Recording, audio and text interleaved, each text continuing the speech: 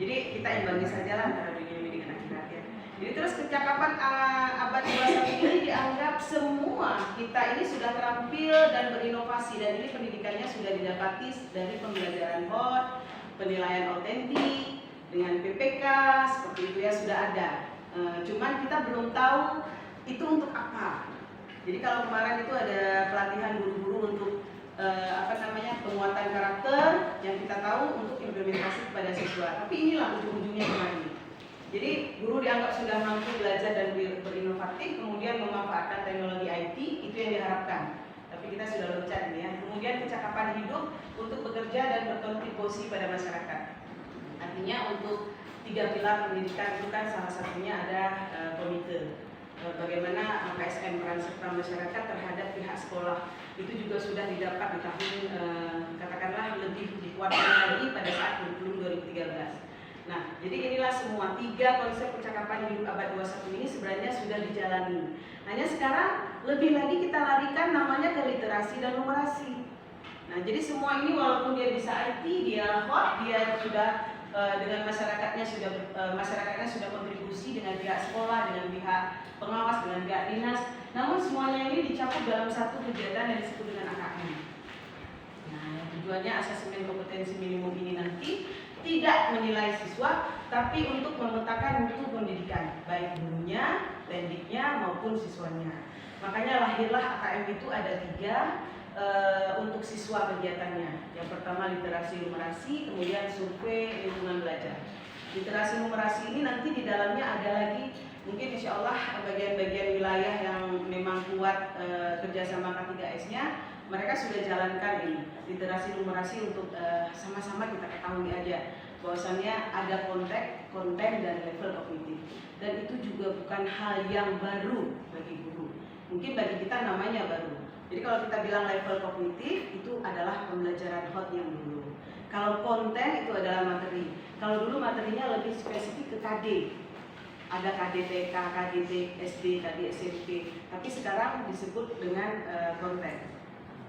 Konten dalam AKM dengan materi KD dalam K13 itu sebenarnya sinergi ya. Satu. Hanya bahasanya saja yang sedikit lebih dirampingkan. Jadi bisa kita lihat nanti mungkin untuk kita ketahui lagi bahwasanya tidak ada perbedaan antara KD dengan indikator AKM. Jadi kalau dibilang nanti di lapangan, Kiban cara lo mengajar Pak Nyo KD gegarat bab buku tematik. Nyo jino karena AKM lo indikator tehnya sama saja sebenarnya. Jadi kalau kita kasih pemahaman, kita suruh analisis indikator AKM dengan KD itu sama saja. KD lebih luas, AKM lebih ramping, lebih mengerucut. Kemudian ya, jadi tematik sebenarnya. Nah seperti itu. Nah sementara dalam kegiatan AKM ini yang pertama asesmen nasional. Asesmen nasional kalau dulu dibilang pergantian dari UN itu sebenarnya salah besar. Jadi saya dulunya beranjak dari dulu, begitu dibilang AN diganti dengan UN, saya bingung karena dibilang AN itu tidak ambil nilai. Sementara UN yang sudah kita lakukan kan untuk ambil nilai, artinya untuk raport, untuk ijazah seperti itu. Jadi setelah seiring dengan berjalannya waktu, maka terus dibalik, AN bukan pengganti dari UN. Karena asesmen nasional ini adalah pemetaan mutu siswa berada di posisi mana mutu siswanya. Jadi kalau nanti ditanya lagi oleh guru, jadi kapan juga ujian? Ujiannya seperti biasa. Ujiannya seperti biasa, hanya implementasi pembelajaran AKM ini harus diterapkan dalam keseharian. Nah, nanti Bapak Ibu bisa lihat bentuk soalnya berupa kontekstual, bukan hayalan, bukan bukan drilling, bukan hafalan. Nanti kita akan lihat. Jadi di sini yang kita harus pahami, asesmen nasional ini adalah untuk pemetaan mutu, kemudian survei karakter sama juga, survei lingkungan belajar ini sama. 3 ini yang harus anak-anak punya. Karena pada saat AMBK nanti tanggal 8 sampai 11, kemudian 15 sampai 19 November, hari pertama anak-anak itu ujian literasi dulu, tahap pertama, kemudian masuk jam keduanya, itu mereka ujian survei karakter. Besoknya masuk lagi paginya dengan numerasi, Tahap keduanya pagi jam 10-nya, pagi jam 8 numerasi, jam 10-nya mereka sudah dengan survei lingkungan belajar. Jadi anak-anak AMBK nanti ada 2 hari, setiap anak akan dapat 2 hari. Untuk gurunya survei lingkungan belajar dibuka seperti yang Pak Muhtar tanyakan tadi, dibuka pada saat satuan pendidikan itu kapan buka AMBK. Jadi kalau misalnya wilayah saya, wilayah timur sana, Gandapura mungkin dibuka di tahap kedua, berarti guru-gurunya bisa mengisi survei lingkungan belajar di tahap kedua, tanggal 15 sampai dengan 19 November itu. Jadi kapan buka? Tanggal 15 tambah 4 hari, tanggal 8 tambah 4 hari, karena waktu isinya 4 hari. Dan ini kalau bisa untuk gurunya diwajibkan. Karena mengapa? Mendukung bagaimana nanti hasil siswanya akan ketahuan rupanya gurunya seperti ini. Mohon maaf, ini yang saya dapati di sana, saya juga kurang berpengalaman mengenai ini, tapi yang bisa saya tangkap sebelumnya ada AKM ini, kita kan ada rapor mutu. Antara rapor mutu sekolah dengan hasil siswa itu timpang terbalik, jauh sekali. Hasil siswanya tinggi, kadang rapor mutunya rendah. Kadang hasil siswanya rendah, rapor mutunya tinggi. Jadi dibilang di situ sekolah mulai dari sapras, teknik segala macam itu nilainya oke semua. Tetapi hasil siswanya, posisi siswa untuk keberhasilan berada di posisi yang paling rendah. Jadi oleh pihak pusat mereka sudah tidak mempercayai, bukan tidak mempercayai kita selaku yang di lapangan untuk memberikan ini rapor untuk penilaian rapor mutu. Tapi mereka lebih mampu, lebih percaya dengan ngambil nilai anak. Itulah di mana posisi mutu sekolah, mutu pendidikan, mutu anak, dari anak diambil, mutu guru, dari anak diambil.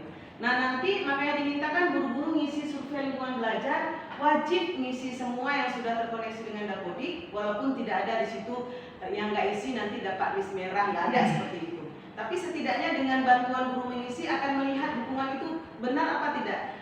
Siswa tersebut kekurangan literasi, siswa tersebut kekurangan numerasi, untuk karakternya luar biasa down, perlu bimbingan khusus, perlu intervensi khusus dari pihak semua lembaga. Nah itu akan terjawab bila gurunya apa adanya menjawab. Jadi kita mintakan nanti mohon semua guru jawab, karena jawabnya nggak mesti 1 hari, bisa 4 hari, nggak mesti pagi, nggak mesti siang, malam pun bisa. Dukungan dari kepala sekolah nggak ada, kepala sekolahnya aja nggak bisa IT. Jadi kan gurunya suka-suka IT. Jadi sewaktu kita di lapangan berikan materi, ibu tolong bawa laptop, nanti alasannya laptop belum bu, ada saja alasannya. Masuk KKG nggak bawa laptop nggak usah masuk. Bila perlu kita pengawas juga seperti itu, bu menyangkut pelatihan game laptop, hanane apa aja tadi. Habis Pak Du atau apa. Memang kasar bahasa kita, tapi inilah yang terjadi di lapangan seperti ini. Karena pada saat asesmen kompetensi minimum ini sudah nggak bisa pinjam. Mungkin untuk tahun ini sampai akhir tahun 2021 Desember itu karena apa? Pada saat pengisian gurunya tentang AKM kelas itu masih satu untuk semua. Bisa dihapus, di entry lagi masuk dengan misalnya saya kelas 4 gitu ya, guru kelas 4, guru kelas 5, guru kelas 6. Jadi gurunya bisa masuk, nanti hapus lagi masuk ibu, hapus lagi masuk ibu, seperti itu. Tapi nanti di tahun 2022 awal itu guru sudah dibagikan akun melalui username tadi, guru belajar ID. Kalau dia tidak mengaktifkan satu orang satu laptop, dia mau aktifkan di mana? Nah itu. Jadi apakah itu terkoneksi dengan pusat? Ujung-ujungnya muara-muaranya ke situ. Jadi kalau misalnya ada guru yang memang saya sudah tekankan, saya berkeliling kemarin, saya tekankan dengan pihak sekolah, kalau memang banyak di satu sekolah itu yang guru honor, tinggal kita lihat saja guru itu sebenarnya yakin untuk mengajar atau untuk mengisi waktu luang. Kalau memang dia yakin, dia mengharapkan untuk menjadi PNS, dia yakin sekali, tapi dia sudah belasan tahun di situ, ya itu aja yang dibantu. Aktif dibantu bagaimana caranya dia bisa 2022 ini tidak ada lagi guru yang nggak punya laptop. Makanya kita juga sudah berdiskusi dengan dinas yang katanya nanti akan memberikan seperti dulu adidas dari pihak adidas. Jadi akan diberikan lagi seperti itu. Walaupun kalau mereka tidak ambil ada cerita, berarti guru yang tidak punya laptop itu 1 Desember itu kita masih pakai alamat link dengan token dan username yang sama karena dianggap kita untuk belajar. Tapi nanti di tahun depan, katanya sih Januari, tapi yang namanya program kita juga tidak tahu. Katanya di tahun 2022 awal nanti itu sudah tidak ada cerita kalau guru tidak terkoneksi, ya sudah guru belajar ID tidak diaktifkan, ya sudah. Guru tidak menggunakan laptop sebagai laporan dan proses pembelajaran, ya sudah. Berarti memang nggak dianggap lagi seperti itu. Nah, apa yang harus kita lakukan selaku pengawas? Banyak sekali pertanyaan. Ini semuanya untuk guru, ini semuanya untuk kepala sekolah. Terus kami pengawas ngapain? Nah, inilah dia informasi yang diberikan ke pengawas ini. Setidaknya kita dulu yang menekankan, kita dulu yang lebih tahu. Walaupun mohon maaf ada sebagian kasih mungkin bisa saya lihat ini. Saya ambil yang Bu Rusi, ya. bisa diperbesar sedikit? Iya, saya kasih yang nampak saja ya, yang itu kurang nampak.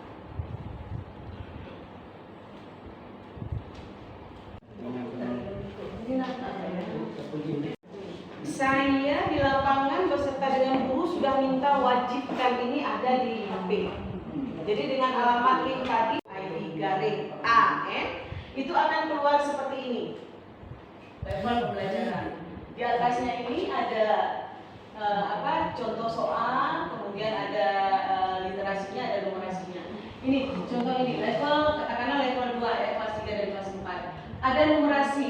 Kalau kita klik di sini, maka akan keluar indikator dari AKM, indikator dari literasi, dari numerasi. Ini. Jadi kalau misalnya kita aktifkan, mungkin saya bisa aktifkan. Kita praktek aja ya. Saya aktifkan dulu internetnya.